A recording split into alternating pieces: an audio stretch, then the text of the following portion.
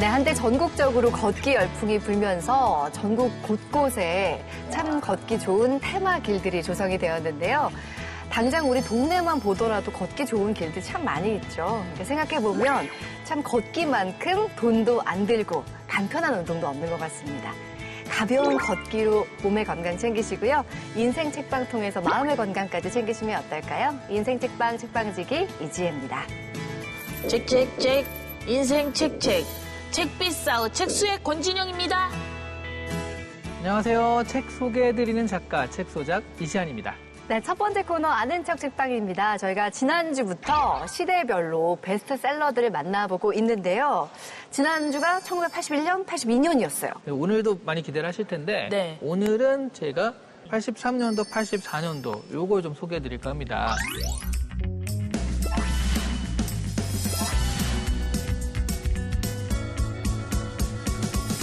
자, 지금 가장 눈에 띄는 건요. 자기계발서의 일종이라고 할 수 있는 이시영 박사의 배짱으로 삽시다. 인데 지난주에도 저희가 봤잖아요. 1982년에 2위에 이어서 1983년도에 베스트셀러 1위가 됐군요. 그 정말 1960년대, 70년대가 우리 사회로 보자면 굉장한 변형의 시대였어요. 그 농경사회에서 산업사회로 바뀌는 시대라고 보셔도 될 것 같고 네. 이때 많은 사람들이 그 시골에서 무작정 서울로 상경해가지고 우리 산업에 좀 임하게 됐죠. 도시에서 이제 처음에는 그 자리를 못 잡고 그렇게 네. 하다가 80년대 자리를 잡아서 그래 잘 살아보자 네. 그런 생각이 든 거죠. 그래서 처세술 책들이 인기를 얻기 시작합니다. 이때부터. 네, 와. 그래서 이시영 박사의 이 책도 배짱으로 삽시다도 자기계발서인 거고요. 네. 그 다음에 일이었던 손자병법도 사실은 소설이지만 처세술에 대한 책이잖아요. 맞아요. 그러네요. 그런 식으로 이때의 분위기를 좀 이해하시면 될 것 같아요. 그전에는 사실 사느라 너무 바빠서 어떻게 살 것인가는 고민을 못하고 네. 일단은 먹기 위해 살자였다면 그렇죠. 이제는 정말 어떻게 잘 살 수 있을 것인가를 네. 고민하게 된 거네요. 그때 그럼 이 노래 나온 거예요? 잘 살아보세, 잘 살아보세, 우리도 한번 잘 살아보세. 이거 알면 안 될 것 같은데. 나 완전 옛날 사람이구나. 그때 70년대 같기도 한데요. 어디서 많이 들은 것 같아요. 그리고 저는 이 베스트셀러 중에서 이게 제일 기억이 남아요. E.T. 있죠, 이렇게. E.T.가 이거 아니에요? 예, E.T. 맞아요. 이렇게. 이 영화 한 장면 그 왜 달빛에 이렇게 자전거랑 막 이렇게 예, 나풀나풀 가던 그 모습도 생각나고 진짜 재밌게 봤던 네. 것 같아요. 맞아요. 그때는 사실 전 너무 어릴 때라 E.T.를 정말 다 처음부터 끝까지 본 적은 없고 딱 그 장면이 기억나거든요. 맞아요. 이렇게 하던 그 장면이 네네네. 너무 판타지같이 기억이 남는데 전 또 잊을 수 없는 게 이렇게 배불뚝이 E.T. 인형 있잖아요. 맞아요. 그것도 굉장히 눈길을 끌었었어요. 맞습니다. 그러면 우리 첫 번째 베스트셀러로 E.T.를 좀 알아보겠습니다. 네.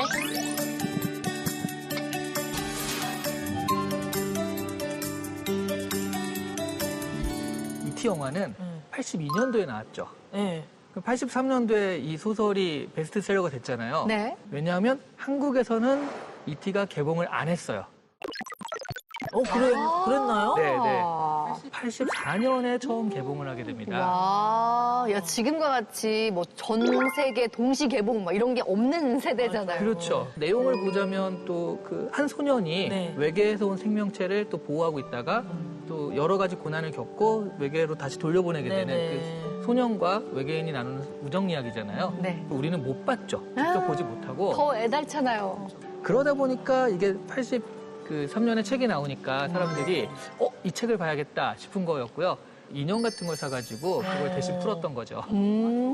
그래서 83년에 엄청 좀 팔렸다라는 거고 또 인형에도 되게 재밌는 이야기가 얽혀 있어요. 그래요? 지금은 되게 유명한 스포츠 브랜드의 회장님이 되신 분이 그때는 어떤 스포츠 브랜드의 그 직원으로 이사였어요. 이분이 이제 미국 출장을 갔다가 포브스 잡지나 이런 걸 보는데 네네. 이티가 이렇게 잘 나가니까 그러면 인형을 만들어서 수출을 와. 하면 대박이 나겠다 생각을 한 오, 거예요. 네.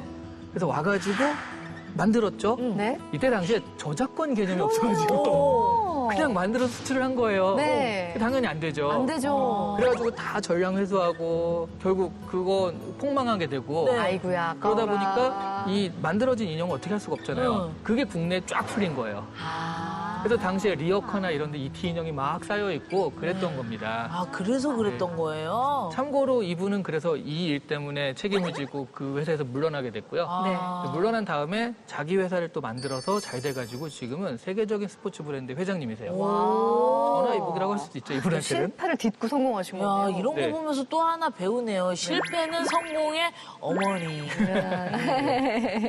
맞습니다. 자, 이제 이티를 만나봤고 다음에 주목해볼 만한 베스트셀러 뭐가 있을까요? 일단 1984년 하면 딱 떠오르는 책이 이거밖에 없습니다. 1984. 아, 1984. 조지 웰의 네네네.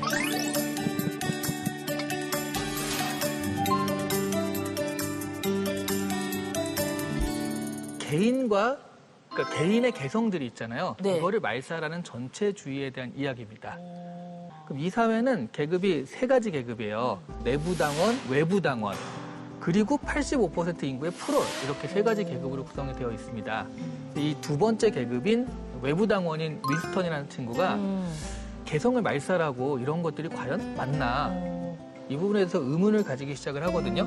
그러면서 이 윈스턴이 빅브라더의 감시를 받기 시작하는 이야기가 시작이 되는 겁니다. 그래서 나중엔 끌려가기도 하거든요.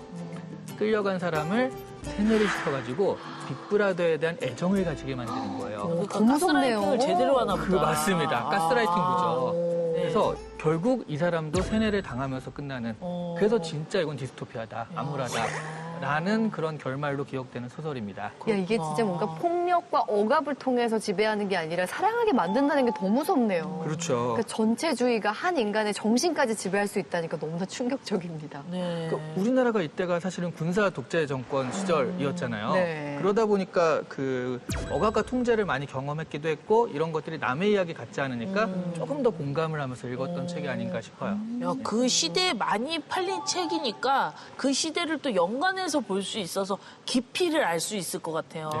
맞습니다. 재밌습니다. 네. 1983년부터 84년 베스트셀러 이야기 계속 나눠볼 텐데요. 이 또 다른 특징이 하나 보이는 게 1983년도에 노벨 문학상 수상 작가의 작품이 두 편이나 올라와 있네요. 네. 하나는 가브리엘 마르케스의 네. 100년 동안의 고독. 재밌긴 한데 읽긴 정말 어렵습니다. 아, 그래요? 네, 그래서 이거 읽는데 100년은 걸리겠다. 고독하게 읽어야 되나 보다. 많이 읽을 수 있겠네요. 네. 그거에 비해서 또 하나의 작품, 우리 파리대왕 같은 경우가 있는데, 윌리엄 골딩의 네네. 이거는 그거보단 읽기가 쉽거든요. 그러면 우리 83년도 노벨 문학상 수상작인 윌리엄 골딩의 대표작 파리대왕을 만나보도록 할게요.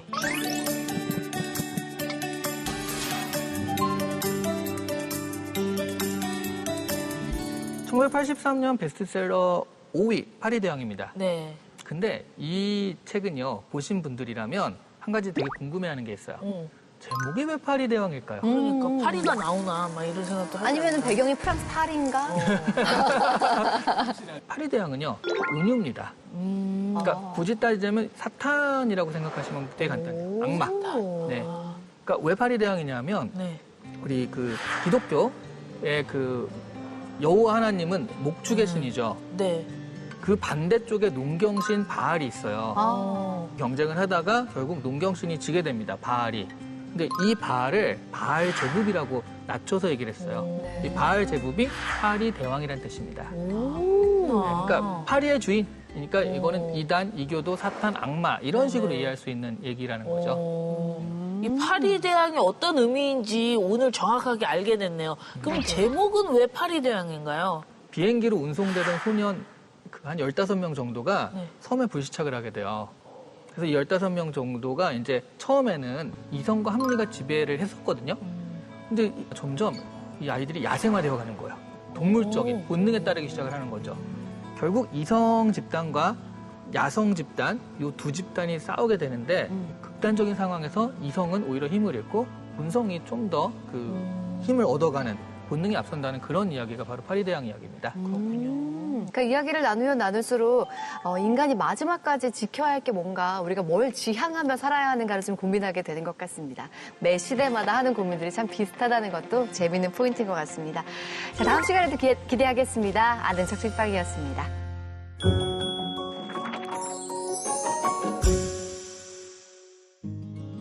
책과 인생 이야기 함께하는 인생 책방. 오늘 모실 주인공은요. 검사, 판사, 변호사의 길을 두루 거치고 정치인의 길을 걷고 계신 분입니다. 오선 중진 의원 조배숙 의원이 나오셨습니다. 어서 오세요. 어서 오세요. 반갑습니다. 반갑습니다.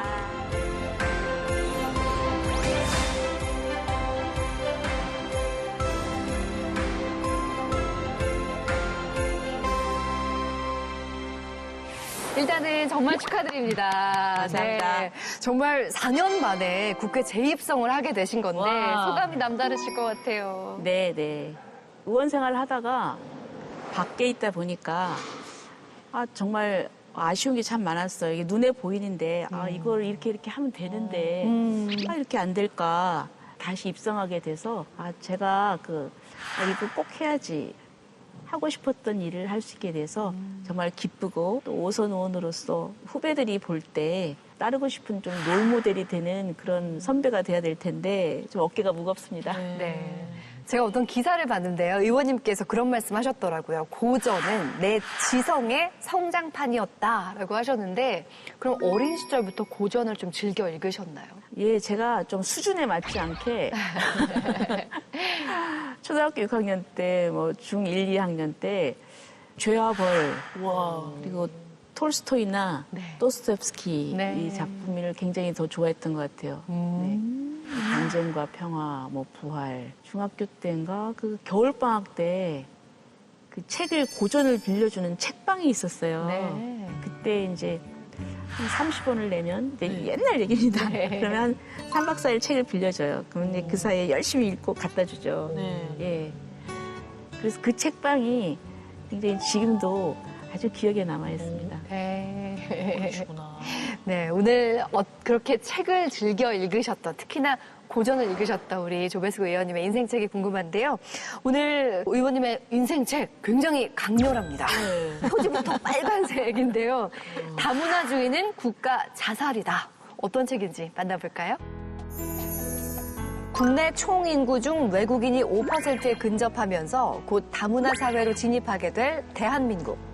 책은 다문화에 대한 본질과 다문화 정책에 대해 거대 담론이 필요한 시기라고 이야기하는데요.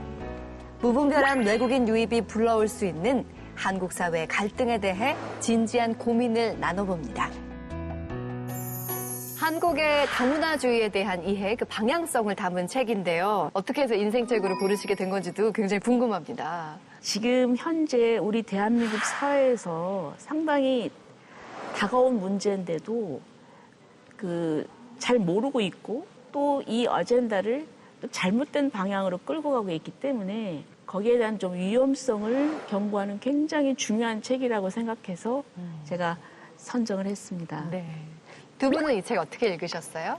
다문화 하면 서로 다양한 문화가 있다. 그리고 서로 다름을 인정해줘야 된다. 이렇게 간단하게만 생각했거든요. 근데 이 책을 읽고 나서 한 국가의 다양한 문화가 공존하는 게 생각만큼 쉽지는 않겠구나. 정확하게 보셨어요. 네, 그래서 정치의 역할이 그만큼 중요하겠구나. 이런 생각을 하게 됐습니다. 네. 작가님은 어떠세요? 일단 다문화에 대한 이야기 자체는 굉장히 우리가 많이 접하긴 해요. 그래서 이쪽은 좀 볼 기회가 많은데 네. 그 반대쪽 논리라고 할 수 있죠. 이런 쪽은 우리가 좀 정리해서 볼 기회는 그다지 많지 않았던 것 같습니다. 그래서 저도 이거 보면서 이렇게 정리해서 한 번에 보니까 또 프랑스는 이렇고 독일은 이렇고 이런 문제들이 있구나를 좀 한 번에 알 수 있게 돼서 시야를 넓힐 수 있는 계기가 되었던 것 같아요. 네. 자, 우리 조배숙 의원님과 함께하는 인생 책방. 오늘 책과 인생 이야기 키워드를 통해서 하나하나 살펴보겠습니다. 첫 번째 키워드는요, 바로 한국의 다문화주의입니다. 말씀하셨다시피 다문화라는 말이 이제는 굉장히 익숙한 단어예요. 저 어릴 때만 하더라도요. 길에서 외국인 보는 게 쉽지 않았어요. 요즘에 정말 다양한 국가에서 다양한 사람들이 다양한 인종으로 우리나라에 들어와 있습니다. 근데 책에서는요, 원주민과의 이민자와의 뭔가 대립과 갈등, 문화 정체성에 대한 이야기들 굉장히 고민을 많이 하고 있더라고요. 국가들은 서로 다르기 때문에 이게 서로 갈등을 하게 되고 종교적으로도 갈등하게 되고 이해관계에서 갈등하게 되고 그러면 이제 분쟁이 생기는 거죠. 지금 유럽에 있는 영국이나 프랑스나 독일이나 얼마나 인권 선진 국가입니까? 그래서 이분들은 톨레랑스 그리고 또 휴메니즘 그래서 다문화주의. 그래서 이슬람 난민을 받아들였잖아요. 그럼 나 이제부터 그럼 프랑스의 동화가 되고 프랑스 국민이 돼야지 이러면서 이걸 원칙으로 했는데 프랑스는 이게 잘 안 됐어요. 독일도 마찬가지고. 그래서 2010년도에 벌써 독일 메르켈 총리가 선언을 했어요. 야, 다민족 사회가 공존한다는 건 정말 실패다. 다문화주의가 위험한 요소가 있다. 이런 거를 좀 우리가 알고서 그런 부분도 우리가 예의주시하면서 어떤 정책 설계를 해야 되는데 뭐 다문화 뭐 우리가 포용해야 된다. 그렇게 얘기하고 그래서 이제 저같이 이런 문제점을 지적을 하고 좀 거기에 우리가 좀 대비도 해야 되고 이래서는 안 된다. 이런 얘기를 하면은 마치 뭐 극우, 그다음에 또 뭐 약자의 인권 침해, 그다음에 뭐 혐오주의자, 인종주의자 이렇게 몰아붙인단 말이에요. 국제관계는 굉장히 냉혹합니다. 우리 민족이 참 선량하죠. 정이 많죠. 이게 그렇게 온정주의로만 흐를 수 없는 아주 냉혹한 현실이 있습니다. 이런 부분을 우리가 좀 경각심을 가져야 된다. 이런 생각에서 제가 이제 이런 그 책을 추천을 했던 거죠. 그러니까 그동안 우리의 역사 속에서 보면 항상 대한민국은 한민족이다, 단일민족이다라고 배우다가 이제는 좀 다문화가 정도 생기고 하면서 좀 많이 바뀌긴 했어요. 그래서 이런 고민들이 사실 역사가 오래지 않은 거죠. 그렇기 때문에 여기서 오는 갈등들에 대해서는 우리가 예상하지 못한 부분들도 분명히 있는 건데 확실한 거는 외국인들이 뭐 이민자들이 늘고 있잖아요. 그러니까 다 나가라고 할 수는 없으니 이들과 같이 좀 공존을 하기 위한 노력도 좀 필요할 것 같거든요. 물론 이제 상대방을 존중하고 뭐 이렇게 배려해주고 그거는 나쁘지는 않습니다. 그러니까 과거에는 이런 일은 있었어요. 우리가 1990년대나 2000 산업연수생으로 외국인이 왔을 때 기업인들이 외국인 그 근로자를 쓰면서 제대로 임금도 안 주고 뭐 조금 나쁘게 좀 그 어떤 인권 침해적인 측면이 있었어요. 그래서 제가 그때 기억에 라디오 방송에 멘트가 나오는데 사장님 나빠요. 사장님 나빠요. 되게 코너에서도 사장님 나왔었죠. 녹차 타오라 했어요. 네. 녹차 줬는데 미직은 녹차 달라 했어요. 뭡니까 이게 뭐 이런 게. 네네. 개그 소재. 그러니까 그래서 사실 이게 국제 망신이라 온 사람한테 잘해야 이 사람이 이제 외교관 노릇을 하지 않겠냐. 그래서 대한민국의 그 이미지, 위상 이래서 좀 우리가 보호를 하자. 좋습니다. 그거는. 그러면서 이제 이주 노동자, 그다음에 결혼 이민 이게 많이 이제 오기 시작했는데 지원을 하는데 이 지원의 실태를 제일 잘하는 사람은 누구겠습니까? 사회적 지원 관련 종사자들이죠. 그래서 그분들이 하나같이 하는 얘기가 너무 지원이 좀 과하지 않느냐. 우리 대한민국 국민하고 비교해서 역차별이다. 그래서 어떤 혜택이 있느냐 보면은 마치 이 사람들을 요람에서 무덤까지 챙겨주는 것 같다. 이러는 거예요. 이분들이 정말 대한민국 사회에 잘 적응할 수 있도록 이렇게 하는 건 좋은데 조금 너무 도가 지나치지 않느냐. 스스로 열심히 해서 우리 국민이 될 수 있도록 그것까지는 좋은데 불균형을 얘기를 하는 거죠. 그래서 저는 이런 점이 좀 시정이 돼야 된다. 이런 생각을 합니다. 그런 이야기가 나오게 된 배경을 한번 살펴보면 저출산 때문에 인구가 줄고 있다. 우리나라 경쟁력을 유지하기 위해서는 이민자들을 적극적으로 수용하고 지원해야 된다. 그렇기 때문에 이민청을 설립해야 한다. 요즘 굉장히 뜨거운 이슈가 되고 있거든요. 이 부분에 대해서도 굉장히 고민이 많으실 것 같아요. 그 이민청 설립한다고 해가지고 제가 그 출입국 관리소 그 담당 공무원하고 좀 만나서 얘기를 해봤어요. 네. 근데 그분들이 하는 얘기가 아니 지금 우리가 이 산업에 종사해야 될 인력을 계산을 해보면 지금 한 30몇만이 부족하다는 거예요. 어떻게 채울 거냐 이러더라고요. 농촌에 거주하는 남성분들 뭐 결혼하기가 좀 힘들잖아요. 네. 그래서 그 인구를 유지하기 위해서 이민을 받아들여야 된다. 아니 쉽게 생각할 수 있어. 그런데 좀 더 근본적으로 따지면은 우리 사회 구조적인 문제가 있는 거예요. 그래서 왜 청년들이 결혼을 안 하느냐?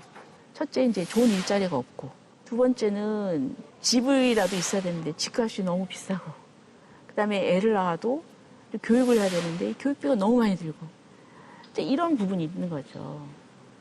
그건 이민을 받아들여도 마찬가지일 것 같아요. 그건 일시적으로는 할 수 있지만 장기적인 건 아닌 거죠. 청년들은 또 일자리가 없다 그래요. 맞아요. 중소기업 하는 사람들은 일할 사람이 없다 그래요. 없다. 그러니까 3D 업종에 대해서 좀 기피하는 거죠.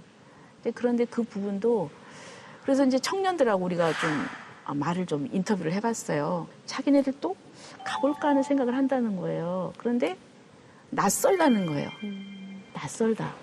그리고 환경이 좀 열악하잖아요. 그러니까 사실 그런 걸 좀 개선을 해줘야 되죠. 제가 볼 때는 이런 면에서 좀 장기적인 계획을 세워야지 뭐 인구가 가면 저출산, 노동력이 없다고 그래서 그냥 대거 이민을 받아들인다? 그건 저는 굉장히 신중해야 된다고 생각합니다. 네, 그러니까 당장 시급한 문제를 해결하기 위해서 하기에는 좀 위험한 뭐 해결법일 수 있다. 저출산 문제라던가 농촌이나 3D 업종에 대한 노동력 부족 문제는 정말 다각도에서 근본적인 문제 해결이 필요하다라는 말씀으로 보입니다. 정말 효과적인 관리 정책이 정말 필요할 거란 생각이 드는데요. 우리 두 번째 키워드로 함께 살펴보겠습니다. 네, 두 번째 키워드는 여성 1호 검사입니다. 와. 깜짝 놀랐습니다. 우리 의원님께서 놀라운 타이틀을 갖고 계세요. 여성 1호 검사. 그러니까 검사라는 직위를 처음 여성으로서 받으신 거죠? 네, 저하고 임숙경 전 검사님하고 두 사람이 같이 여성 합격자가 좀 적었죠. 네. 제가 이제 12번째 합격했으니까. 그 이전에도 검사를 희망하신 분이 있었다고 해요. 네. 근데 이제 주위에서 말렸다고 합니다. 너무 험한 직업이니까 그냥 네. 판사를 해라 이랬다는 것 같아요. 진짜 여성 검사라는 게 아예 없었던 조직에 처음 들어간 거기 때문에 어려움이 참 많으셨겠다 싶어요. 네. 뭐 지금 생각하면 뭐 해프닝 뭐 그렇죠. 엘리베이터 탔는데 어떤 이제 남자 수사관인가 봐요. 이렇게 타더니 딱 나를 보더니 이러는 거예요. 그 엘리베이터에 탄 여직원한테 김양도 앞으로 사법고시에서 검사 좀 해봐. 이렇게 얘기를 하더라고요. 그것뿐만 아니라 이제 영장 같은 거 이렇게 와서 재가를 받으러 오는데 좀 나이가 드신 경찰관이죠. 그리고 눈빛이 아 여자야? 그러면서 흔들 하면서 무시하는 딱 거구나. 갖다 놓는 거예요. 네. 네. 제가 기록을 다 보고 이제 문제점을 딱딱 짚어줬어요. 이거 좀 다시 해오라고 그랬더니 이제 그때야 이제 얼굴 표정이 달라지더라고요. 결국 실력으로 승부할 수밖에 없구나 이런 생각을 했습니다. 그렇군요. 그래서 처음에 한 1년 정도는 좀 그런 신고식을 치렀죠. 네. 그러니까 그렇게 해서 후배들의 길이 되어주신 거잖아요. 근데 얼핏 생각하면요. 롤모델이 없는 거잖아요. 내가 저분처럼 될 거야 라는 게 1호시니까 없으셨을 것 같은데 제가 듣기로는 아버님께서 어릴 때부터 법조인이 되어야 된다고 이렇게 막 조기 교육을 시키셨다던데. 네. 그 사실인가요? 네, 그건 그런데 제가 초등학교 2학년 때 이제 저희 아버님이 이제 사업을 하다가 송사가 좀 있으셨나 봐요. 그런데 이렇게 다녀보니까 이 법조인이 정말 할 일이 많구나. 저에게 앞으로 법조인이 되면 참 좋겠다. 네. 근데 보통은요, 그 당시에는 아우, 여자가 대학 가서 뭐 해? 막 그 시절 아닌가요? 맞아요. 네. 그 당시에 앞으로 희망사항 쓰라고 그러면요. 네. 뭐일 것 같아요? 현모양처. 맞아요. 네. 현모양처였어요. 맞아요. 네. 현모양처였어요. 지금 우리 여학생들한테 그 얘기하면 다 웃죠. 그렇죠. 그런, 언제 호랑이 담배 피던 네. 시절이냐, 하죠. 네. 근데 그런 시절에 깨어 계셨네요, 아버지가. 네, 우리 아버님 아주 뛰어난 아주 그냥 페미니스트셨다. 네. 근데 이제 딸이 5이거든요. 네. 아들 하나에 딸 5이니까 이제 이 딸들에게도 이런 기회가 주어져야 되겠다. 그런 생각을 하셨어요. 아버님이 훌륭하시네요. 사실 이제 욕심도 많으셨죠. 그러니까 이제 그 아버님하고 사업을 동업하시는 분이 네. 하루는 이제 자기 아들을 데리고 와가지고 공부 잘한다고 얘는 꼭 법대를 보내서 판사를 시키겠다고 막 자랑을 한 거예요. 네네. 진짜요? 그러니까 이제 우리 아버님이 가만히 듣고 있다가 그래 나도 그러면 한번 볼까 그러다가 이제 저를 찍은 거죠. 제가 이제 공부를 좀 한다 싶으니까. 공부도 잘하셨구나. 뭐 각서까지 쓰셨어요? 예. 어떤 각서요? 그러니까 앞으로 저는 법대에 가서 고등고시 합격해서 판사가 되겠습니다. 네, 그래가지고 진짜요? 정말 약속을 각서를 지켜주셨네. 저는 그때 언니랑 싸우지 않겠습니다. 이런 각서 썼거든요. 아, 그랬어요? 저 샴페인 그만 먹겠습니다. 이런 거 쓸 때. 그래도 네. 그 아버님이 정해주셨지만 본인이 그 미래를 차곡차곡 준비한 게 중3 때는 내가 서울로 가야겠다 이렇게 강단 있게 그 결심을 하고 가셨다고 그러더라고요. 네, 맞습니다. 남성 여중을 다녔어요, 중학교 때. 익산이었죠? 네네네. 네. 근데 어느 날 내가 여기 있어서는 안 되겠다. 내가 서울로 가야 되겠다. 야, 내가 놀물이 여기가 아니구나. 네. 3학년 말에 선생님께 말씀을 드리고 이제 제가 올라간 2, 3개월 굉장히 열심히 이제 학원에서 다녔는데 이화여고를 가서 그때는 떨어졌어요. 우리 어머니는 아이 그래 떨어졌으니까 어떻게 1년 재수를 하냐. 그냥 여기 다시 내려와서 남성여고를 다녀라. 이제 우리 어머니는 그랬고 우리 아버지는 1년 재수하면 어떠냐. 너는 1년 일찍 들어갔으니까 재수 충분히 할 수 있다. 진짜 깨어있는 다음에 분이네요. 또 한 번 도전을 해. 이러시더라고요. 어, 최고시다, 진짜. 야, 네. 그래서 이제 경기여고에 합격을 했어요. 당시에 경기여고 보면 뭐 수재들이 모인 곳이잖아요. 시골 학생이 재수를 하고서 경기여고에 들어가니까 이게 뭐 수준들이 다르더라고요. 근데 이제 1년 동안은 굉장히 방황을 했어요. 이제 제가 또 책도 보지만 영화를 좋아해가지고 계속 영화 다니고 그랬는데 성적을 보니까 꼭 32등이에요. 절반 하셨네요. 계속 32등이에요. 근데 한 번은 등수가 올라 31등. 한 등수가 올랐네 했더니 한 명이 시험을 안 본 거예요. 아이고.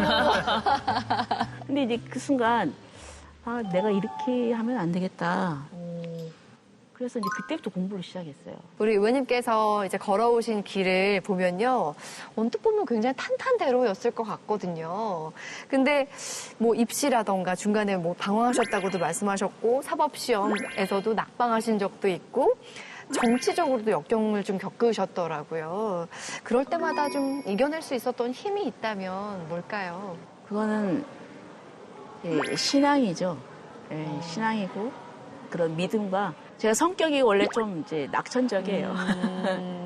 누구나 사람들은 자신의 삶 속에서 뭔가 성공을 향해 가지만 실패의 경험도 굉장히 많고 또 원하는 대로 노력한 대로 이루어지지 않는 경우도 많잖아요. 그분들을 위해서 특별히 소개해주고 싶은 시가 있다고 들었습니다. 그 에밀리 디킨슨이라는 그 여자 시인인데요. 굉장히 이분은 시가 굉장히 철학적이에요. 깊은 명상에서 나온 것 같더라고요. 네. 그러니까 성공은 가장 달콤한 것이지요.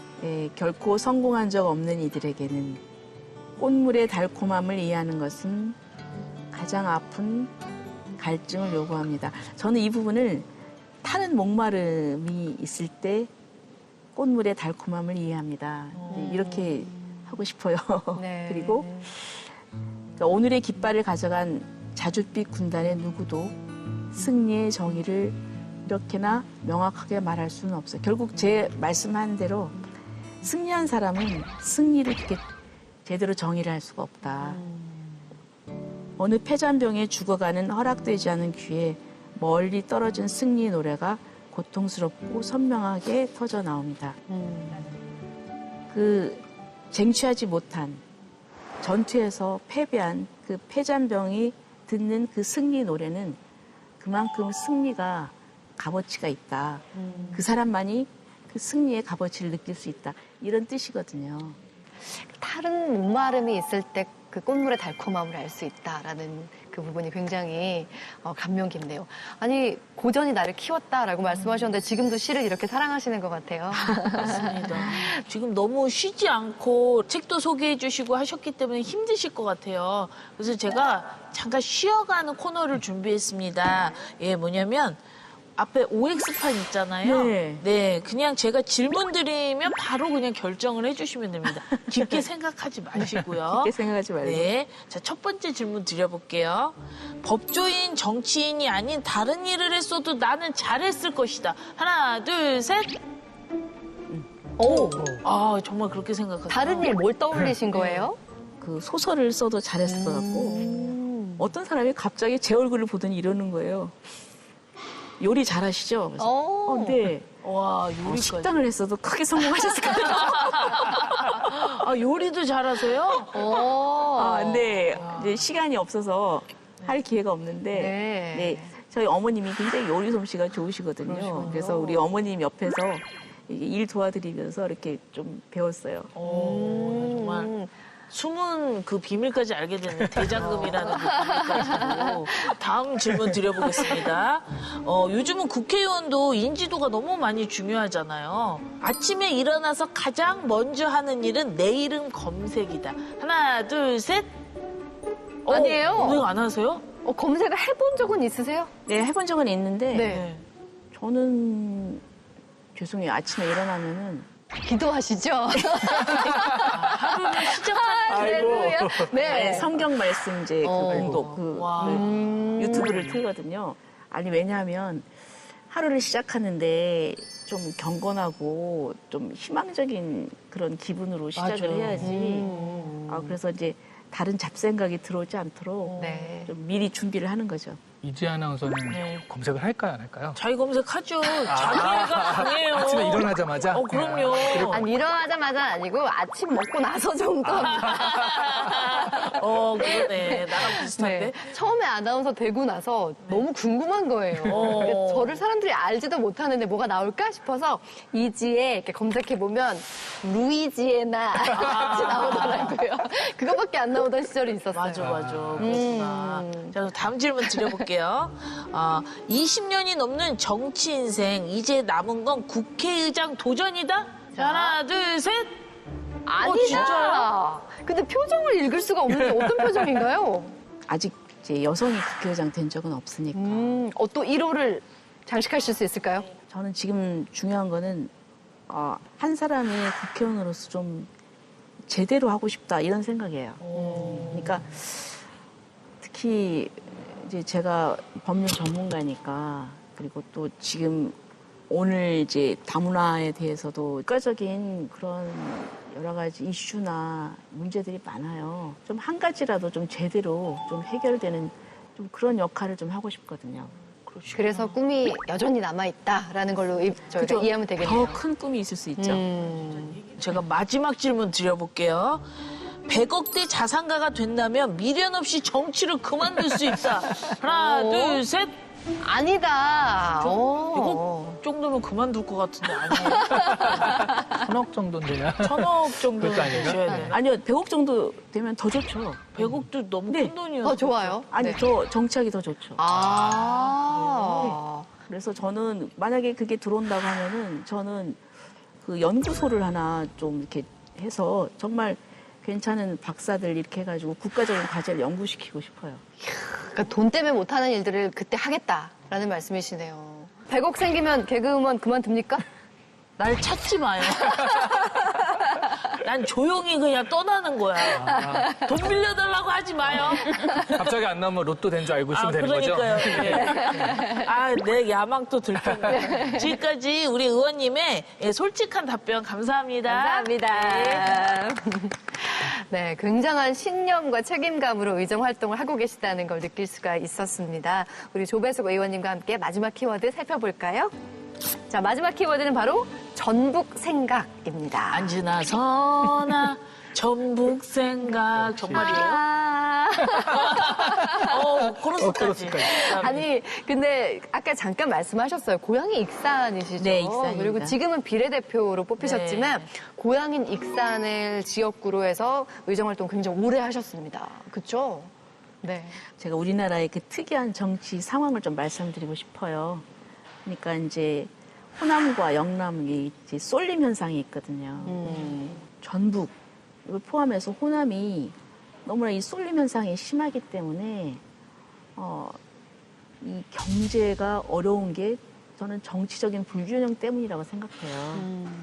호남은 전북을 포함해서 그냥 뭐 일편단심인 거예요. 일편단심.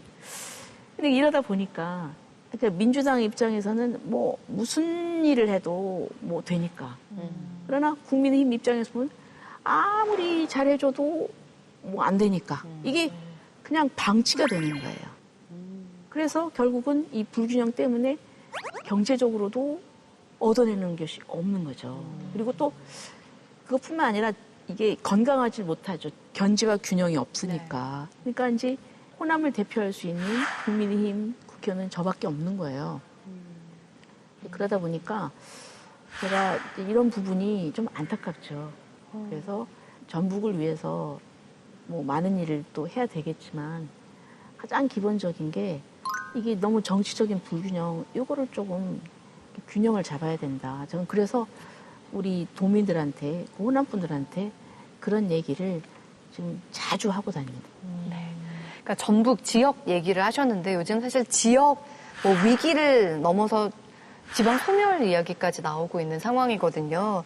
전북에서 가장 시급하게 이것만은 해결해야 한다 하는 사안이 있을까요? 결국은 그 지역에 일자리가 없다 보니까 청년들이 막 떠나요.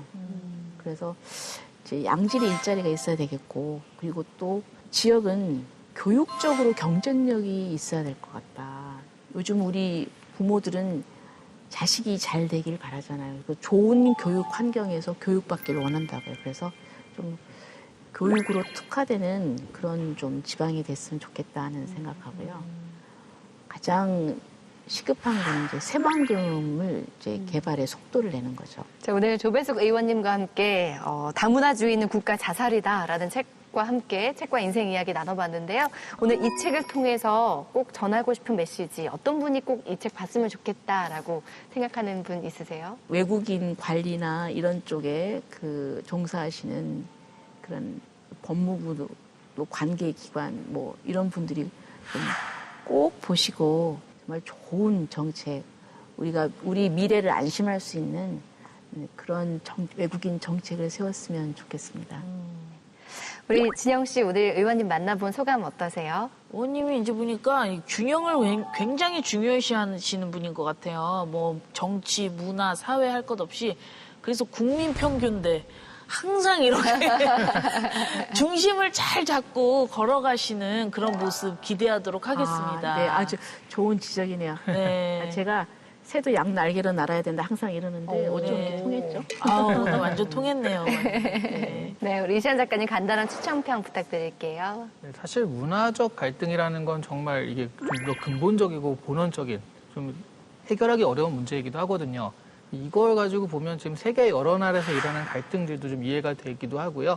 그리고 앞으로 우리나라에서 일어날 또 문화적 갈등들이 상당히 심각할 수 있거든요. 그런 것들을 이해하는데 도움이 될 만한 책이다. 이렇게 좀 소개를 해드리겠습니다. 네. 자, 마지막으로 시청자 여러분께 한 말씀 해주세요.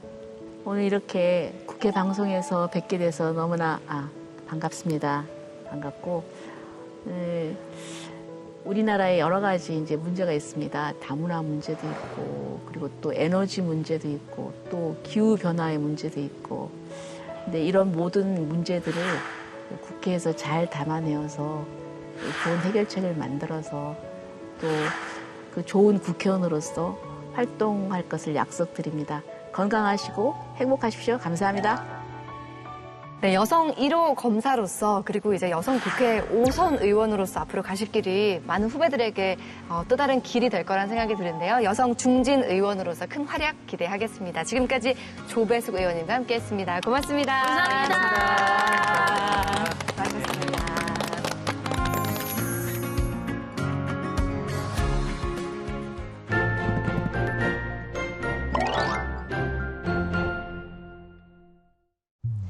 여름이 가까워지면서 이렇게 날도 점점 뜨거워지고 있는데요. 그래서 오늘은 무더운 여름에 읽기 딱 좋은 책 3권을 준비했습니다. 국회도서관과 함께하는 화제의 도서도 준비했으니 많이 기대해 주시고요. 지금 바로 만나보시죠. 여름하면 생각나는 달콤한 아이스크림. 오늘은 아이스크림처럼 부드럽고 마음을 행복하게 만드는 소설 아이스크림 메이커를 준비해봤습니다. 80살 생일을 앞둔 주인공 조반니의 아버지 베피가 우연히 TV에서 본 붉은 머리의 해머 선수 베티에게 첫눈에 반하면서 시작하는 책은 1881년 증조 할아버지를 시작으로 대대로 이어지는 아이스크림 장수 가문의 이야기를 전하고 있는데요. 아이스크림 가문에서 성장했지만 가업을 잇는 대신 시의 매력에 빠져 세계 여러 나라를 돌아다니며 시축제를 기획하는 세계 시축제 디렉터로 활동하는 주인공 조반니. 책만의 독특한 특징은 아이스크림과 시의 세계가 교차하며 아이스크림의 역사와 제조에 관한 에피소드에 각국 시인의 일화가 양념처럼 톡톡 뿌려져 있다는 겁니다. 무더운 여름날 사람들의 마음을 시원하게 만드는 시와 아이스크림의 세계. 감미로운 소설 속으로 여러분도 텅덩 빠져보세요. 여름에는 시원한 바닷가도 빼놓을 수 없겠죠. 3년이 바다로 둘러싸인 우리나라. 우리나라의 해수욕장만 약 270여 개. 외곽의 길을 연결한 둘레길만 총 4,544km라는데요. 그래서 제가 이 많은 곳 중 어디로 가야 할지 고민 중인 여러분들을 위한 책을 들고 왔습니다.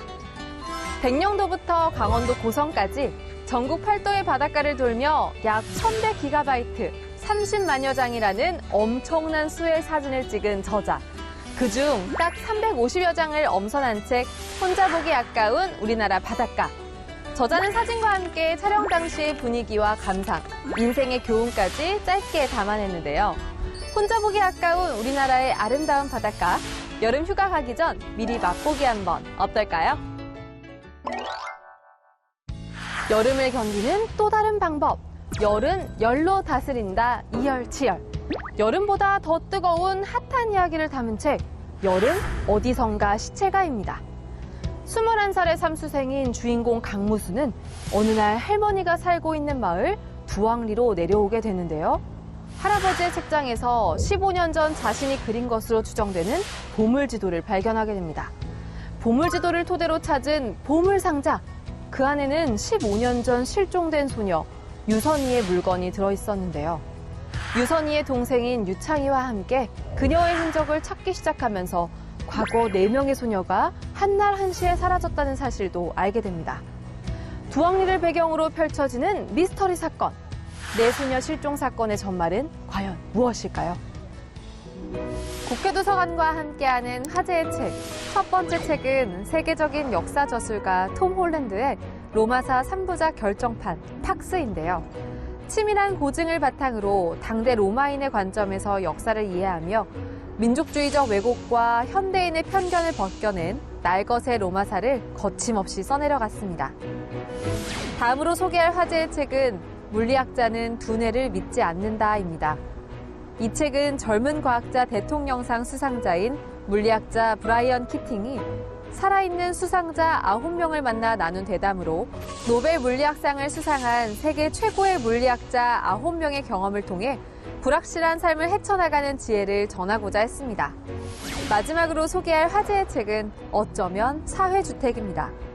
대한민국 자가거주율 55%, 주택보급률 100% 돌파. 하지만 내가 살 수 있는 집은 없는 현실. 영끌, 패닉바잉, 전세보증금 사기 피해. 최근 다양한 이유로 주거 불안에서 벗어나고픈 이들을 위해 새로운 주거의 패러다임을 제안하는 사회주택에 대해 소개하고 있습니다. 내 맘에 딱 드는 책 한 권이 있다면 더운 여름도 한결 더 편하게 보낼 수 있지 않을까 싶은데요. 오늘 뭐 읽지? 다음 주에도 읽기만 해도 시원해지는 피서지 같은 책으로 찾아오겠습니다. 함께해 주신 여러분 고맙습니다.